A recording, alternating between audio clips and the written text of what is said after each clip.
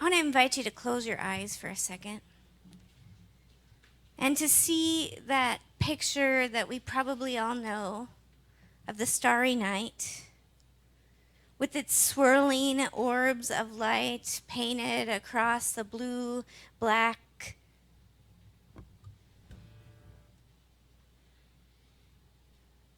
the movement of the brushstrokes, the pace, the experience of it, the cypress in the foreground and the steeple of the church leaning up into the light of the sky.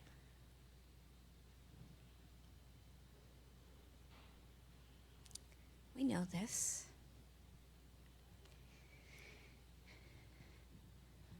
Van Gogh, as soon as he went to southern France, looked at the sky and wanted to paint it. He wrote to his brother about its vividness, its awakeness, this powerful force of light that happens in the dark. He talked about how you can't just paint a sky with like a blue-black background and speckles of white, but how really that some of the stars are pink and gold and periwinkle blue. There's even a bit of like lime green in some of his stars. It is this truth of a landscape that he experienced, and yet it is totally inaccurate. Right? If you were to take a picture of the night sky in southern France, it looks different than what Van Gogh painted. He writes to his brother about this particular study, which he did again and again in different ways, and he says, delusive precision, that there's this sense that we become somehow deluded to think we can be so precise, so exact. He writes this against the landscape of also studying science and the wonder of how the stars and the light emerge, and against this emerging art form called photography. And he wondered, what is the truer way to show the landscape? What is the truer way to show the experience of that field of wheat? What is the truer way to invite this experience of the night sky? It may not be accurate, but it may be true in an experience. Scholars think that he maybe took an afternoon or one setting in his studio. See, he is in an asylum, which is a word that I feel nervous saying out loud. He is under the care of a doctor. And it is an old monastery, and it is something that he has placed himself under the care of this doctor. And he finds out that this old monastery isn't all full. And these folks, being caretakers and wanting for his wellness, offer him space as a studio. Outside of his window, which has sad bars on it, he continues to look at this landscape, to draw it, to paint it, to draw it, to paint it. And so while this painting may have taken one setting in the studio, you might also say it took him 10 years of practice. See, in the very beginning, this man who becomes famous for the colors he lays alongside one another has to be encouraged to use color at all. His early drawings are so different from where he is now. He writes about color theory. He reads about color theory. He sees how these colors that are so bold and so bright and seem so desperate that they wouldn't go together, that they are sort of like opposing forces, how they make each other come to life. He has grown into having this set of wool balls that are dyed various colors and holding them up to his paint and his paintings to see what evokes something, what pushes something, what invites something to jump out that feels like truth. See, Van Gogh has been leaving that narrow path that he learned from his father and his father's church, this path that felt rigid and confining, that didn't really express love in the way that he felt comfortable, and into this clarity of his call and his own creed. And he imagines God as artist, constantly transforming. See, the old Greek words about God that we carry with us today, like omniscient and omnipotent, and these like really heavy words, where God is all powerful or all knowing or all something. And people talk about, could God make a rock that's so big that even God can't move it? Like that matters. And Van Gogh kind of is an early process theologian. That's maybe not a theology that was happening with him, but this sense that God is always ever transforming and transformative, engaging each moment, each being, each moment, each light, each space, endlessly transforming, endlessly transformative, being swept up into this vast, vast experience, and yet so intimately present. A God who is durable and vulnerable at once.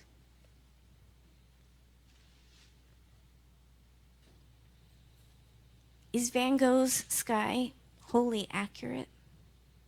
Some people have said the moon isn't in quite the right place or quite the right shape for that particular date. Some people have looked at the night sky and said, well, that low orb is probably Venus. But this is about something more than being a map.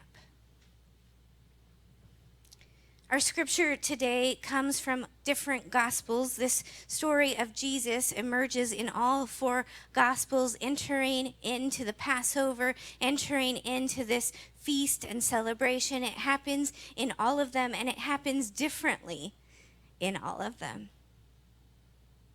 But we take something away. In Matthew and Mark, John, there are palms that echo the past when they were a moving people in the tabernacle, the palms that shade, and the cloaks in the Gospel of Luke, this cloak that is laid out on the floor, on the ground, for a man on a donkey, a peasant, to pass by. These are folks who do not have garbage bags full of clothes they have been meaning to take to Goodwill. These are folks with a cloak. And such investment and generosity and care to be a part of this that they lay it down for a donkey to walk across. This story of the Passover is something Jesus has participated in again and again and again. And while there are different elements, there are the same old songs. The Psalm of Ascent that pilgrims sang as they came into town, because I may have mentioned this before, but Jerusalem is on a hill. And maybe if you're running, walking, marching up a hill, it's good to have a little music moving you along. This Psalm of Ascent, blessed is the one who comes in the name of the Lord, is something everyone sang together about one another, moving into this sacred time together, where they would remember the story of their ancestors who left slavery and bondage in Egypt with no weapons, just themselves, no wealth, just their being, and their faith in God and a land of milk and honey. That's why the part that's not actually in the Bible is really important to know. That everyone reading this in the first century would have known, but we just don't automatically know. That is, on the other side of town, the Romans are entering in the opposite gate. And they are not walking on the coats of peasants or the palm branches from the trees. There is a red carpet rolled out by those middlemen in the tension of living under Rome and trying to prevent any further destruction. We can imagine that parade as bold, as trumpets, as this space where armor and stallions and not one donkey to be found. There are two opposite parades. And Jesus asks you to join. Now the Pharisees get nervous, and again, just PSA, the Pharisees aren't the bad guys. The Pharisees are very akin to Jesus. They're a reform movement seeking change as well, but everybody is nervous because Rome means business. Every time the city of Jerusalem is sacked, it happens during the Passover because there's the most people and there's the most treasure in the temple. Every time. The Romans aren't there on accident. They're there to remind folks that they are small and they better not forget it. And so the Pharisees say, can you get your folks to quiet down? Let's just bring this down a notch. This is getting a little out of hand. And Jesus doesn't say, sure, you're right. Totally. He says, I tell you, if these were silent, the stones would shout out. All of creation, even these stones that seem quiet and lifeless under the feet of the donkey, would shout out. Palm Sunday is this parade of revolution, this parade of transformation. It is not some miracle accident that a donkey was available. Just because he didn't have Facebook to make an event doesn't mean it wasn't organized. This was an intentional moment asking people to choose and to speak up and to speak out. And they ask us too. What is worth us laying down our cloaks? What is worth us pulling the palms that shade us into the processional? What is worthy of us putting our hearts and speaking up for? We live in a world that needs to be changed. Almost every system around us is laid bare for the last 2 years of the pandemic, and we have so much work to do. Even as we celebrate moments and little glimpses of light, there is so much more calling us to work. This week, I want to invite you to consider who you might speak out for, who you might speak out with, how you might call our representatives and urge something new.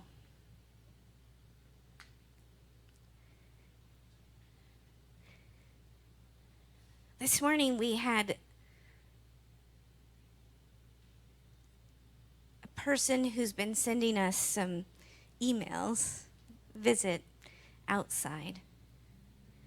He's concerned about our story time, our partnership with Out Nebraska, with Drag Queen Story Hour, where you might hear stories about rainbows and unicorns and Marlon Bundo and spring,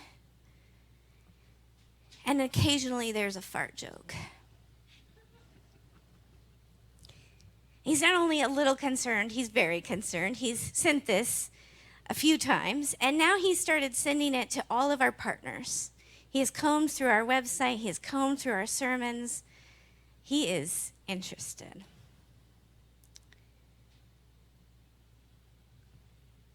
And he wants us to stop.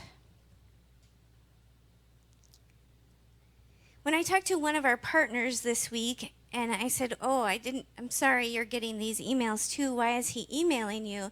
She said, because of you. Oh, I'm sorry. And she said, no, I'm honored. I'm glad that he thinks and wants to associate me with the Abbey and with everything you all do. And we support story time, and we support this space that allows kids to be safe, no matter how they identify, no matter who they are, and hear stories. And so I give thanks for her. I give thanks for our partners. I give thanks for the way that we can tend one another. When we were first starting 10 years ago, there were some pastors who said, you would probably grow better if you weren't so gay.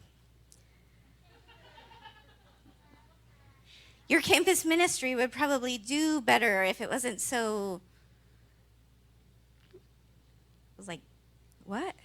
Inclusive? Yeah, that's what we were thinking. Why do you have to be so aggressively inclusive, Deborah? The thing is, most people assume church is not safe and not inclusive and not welcoming. The thing is, we have to prove again and again and again, over and over, sometimes even making mistakes about how we are a safe space. And sometimes we have to make hard boundaries to make sure that this space is safe. It is small moments and small work, something that seems so small, like a story time, or a cup of coffee, or time together. This work matters. This work that we do together matters. This work that we do as a community matters. The ways that we can show up for one another in the world matters. And I give thanks that we will continue to move forward, that we will continue to be a safe place, no matter what. May it be so. Amen.